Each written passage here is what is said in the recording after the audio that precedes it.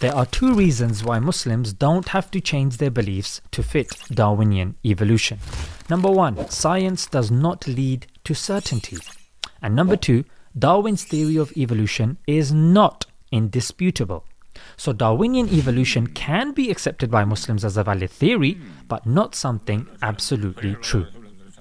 The first thing we need to do is make a distinction between basic evolution and Darwin's theory of evolution. Basic evolution is biological change over time. Darwinian evolution is composed of two parts. Number one, the tree of life, and number two, natural selection. The basic type of evolution is simply true. It happens all around us. Take butterflies or bacteria evolving resistance to medicine, and numerous other examples. No one disagrees with this type of biological evolution. But get this, this was well known before Darwin. Yes, before Darwin. It's the second type which is problematic, which requires more evidence for the tree of life and natural selection other than mere observations. But sadly, people confuse the two types together and assume proof for the former is proof for the latter. And this is not to mention some of the problems with regards to Darwinian evolution. Number one, no matter how successful a scientific theory is, it can always be changed and challenged due to new observations and interpretations. Philosophy of science teaches us that there is no absolute concrete proof for any scientific theory. Number two, the tree of life is based on the idea of homology, which is the assumption that two species with similar genes and anatomy have evolved from a common ancestor. Left as it is, it's just an assumption, not a conclusion based on evidence. Yet, there is a problem: homeoplasy. Homeoplasy is the observation of similarities which cannot be due to common ancestry.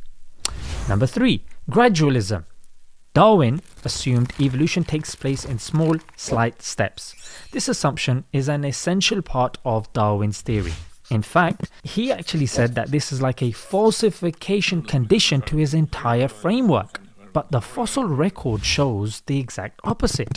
Rapid changes in biological features also. Number four, selfishness. Darwinism assumes that the only reason for our existence is to selfishly care for our own survival and reproduction.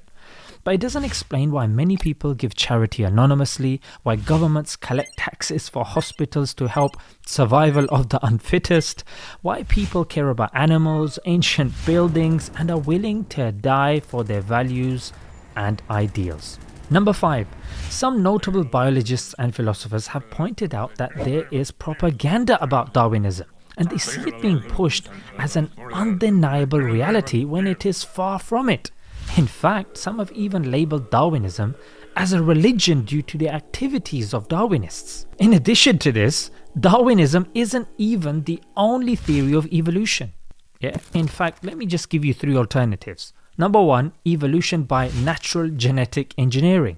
Number two, Neo-Lamarckian evolution. And number three, mutation-driven evolution. What was the point of all this?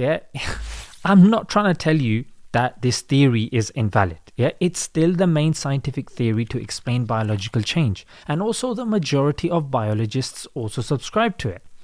Mentioning the disagreements above is done only to show that Darwinism is not an eternal truth set in stone as some may have us believe.